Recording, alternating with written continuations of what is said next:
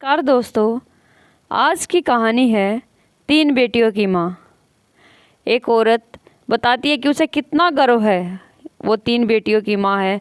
वो दूसरों को भी यही समझाना चाहती है। वो कहती है, मैं एक मामूली औरत हूँ, इतनी मामूली हूँ कि आपकी नज़र भी मुझ पर ना पड़े। एक औरत जिसकी 3 बेटियाँ हैं, वह दूसरों को शिक्षा देती है कि लड़की होना कोई गुनाह नहीं है। हम लड़का लड़की में जो भेद करते हैं उसके बारे में बताती है कि लड़कियों की माँ होना गर्व की बात है। लेकिन मैं आपको देख रही हूँ, आप अपनी बीवी के साथ डॉक्टर के यहाँ जा रहे हैं, उसकी कोख में लड़का है या लड़की, यह जानने के लिए। असल में आप अपनी लड़की की हत्या करना चाहते हैं, कोख में ही। आपको यह ख्याल भी नहीं आ सकता कि जिस सड़क से आप जा रहे हैं उसे मैंने बनाया। मैंने यहाँ रोड़ियाँ बिछाई, फिर उन्हें दुरमुट से कूटा था। मेरी छोटी बेटी तब यह किनारे पर उगी झाड़ियों में ऊँघती रहती थी। तो वो औरत कहती है कि मेरी 3 बेटियां हैं और मेरा आदमी कहता था कि अगर बेटा नहीं हुआ तो मुझे छोड़ देगा। उसने कहने के लिए मुझे छोड़ भी दिया, पर अब भी पका पकाया खाने के लिए जब तब आ जाता है। चिकनी चुपड़ी बातें भी करता है। मैं सब समझती हूँ, फिर सोचती हूँ चलो मेरी बेटियों का बाप है। कमाल है, जिन बेटियों से वह छुट्टी चाहता था उन्हीं बेटियों के नाम की थाली में मैं उन्हें परोस देती हूँ। वह समझता है बेटियाँ बोझ हैं। मेरी तीनों बेटियाँ सांवली हैं, उनकी काली आँखें हैं, बड़ी बड़ी पके जामुनों जैसी, और हाथ बड़े फुर्तीले, खूब काम करती हैं। मेरे की तरह तरह तरह के धंधे पीटेंगी, पर फिर भी उनके होने से मुझे बड़ी तसल्ली है। मैं अकेली तो नहीं हूँ। तुम समझते हो लड़कियाँ बेकार होती हैं, औरतों के कामों को आप जानते ही नहीं। अरे देखो, मैंने सड़क बनाई, धान की रोपाई की, कपास चुना, कपड़े की फैक्ट्री में रीलिंग की, आलू खोदे, 3 बेटियों को जन्म दिया, पाला पोसा। क्या मैं बेकार हूँ? ये जो तुम चाय पीते हो उसकी पत्तियाँ भी लड़कियाँ ही चुनती हैं, और क्या क्या नहीं करती। इतने धंधे औरतें करती हैं कि गिनवाने मुश्किल। और तुम्हारा ये सूटर कोई 1 पौंड का होगा। 1 पौंड ऊन इतनी होती है कि दिन रात लगाकर 3 दिन में उसका सूटर बनता है, जिसके मुझे 12 रुपये मिलते थे। तब बच्चियाँ छोटी थी तो सोचती थी घर में उनके पास बैठे बैठे बुनाई कर सकती हूँ, लेकिन धंधा बड़े नुकसान का था।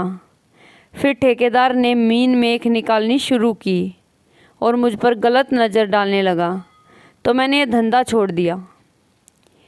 फिर आटे की फैक्ट्री में काम किया, बड़े काम छोड़े और पकड़े। 2-4 मुर्गियाँ और बकरियाँ तो खैर पालती ही हूँ। इसी तरह रूखा सूखा चलता है। ये जो तुम्हारी बीवी ने रेशमी साड़ी पहन रखी है, इसके धागे भी औरतें तैयार करती हैं। कीड़े पालती हैं, मुश्किल काम है।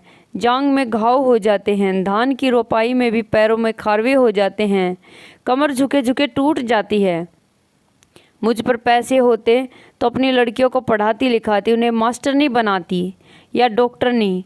तुम खुद पढ़े लिखे हो, पैसे वाले भी दिखते हो, तुम लड़की का गर्भ क्यों गिरवाना चाहते हो? तुम समझते हो तुम्हारी लड़की कोई काम नहीं कर सकती? अरे आदमी कोई फालतू चीज़ नहीं, 100 काम है उनके करने को। फिर इस तरह सोच समझकर लड़कियों को मारना तो कुदरत से खिलवाड़ है। अगर मान लो तुम्हारे घर लड़का हो गया तो तुम क्या सोचते हो, वो तुम्हें लड़की से ज़्यादा प्यार करेगा? फिर लड़के बिगड़ते भी बहुत हैं। आजकल उनका ध्यान शरारतों में, ताश मारपीट में ज़्यादा हो गया है। मान लो लड़की ही पैदा हो जाए तो क्या? तुम उसे पढ़ाना लिखाना, वो खूब प्यार करेगी। लड़कियां माँ बाप को खूब प्यार करती हैं, माँ बाप को बहुत प्यार करेंगी। तुम्हारे घर में रौनक होगी 100 अलग से। तुम सोचते हो दहेज देना पड़ेगा तो तुम उसे खाने कमाने लायक कर दोगे।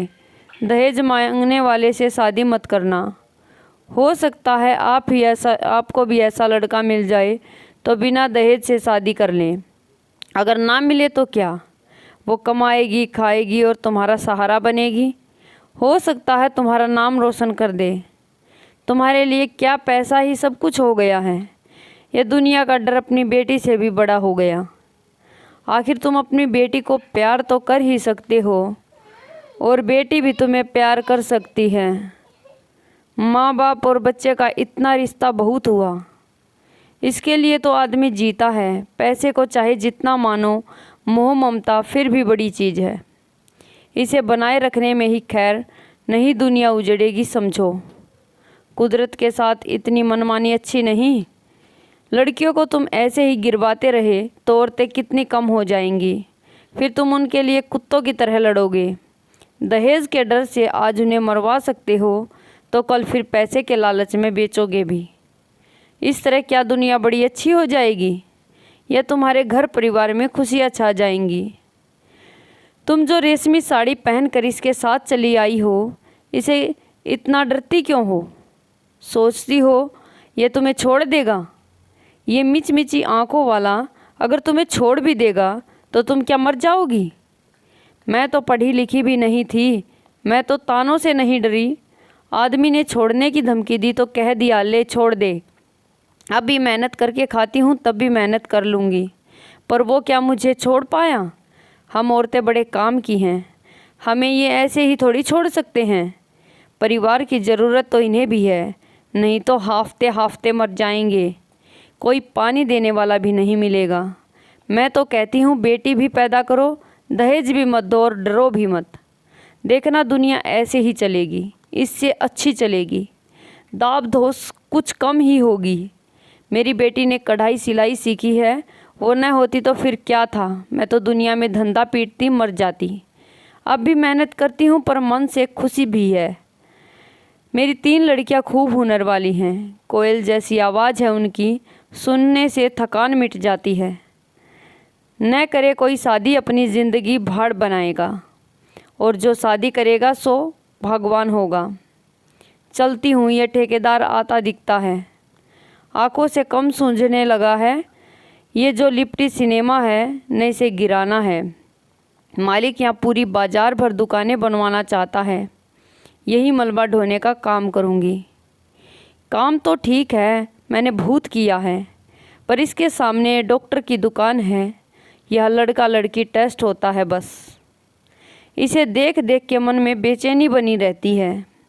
घड़ी घड़ी तुम्हारे जैसों की सूरत देखनी पड़ेगी, हत्यारों की।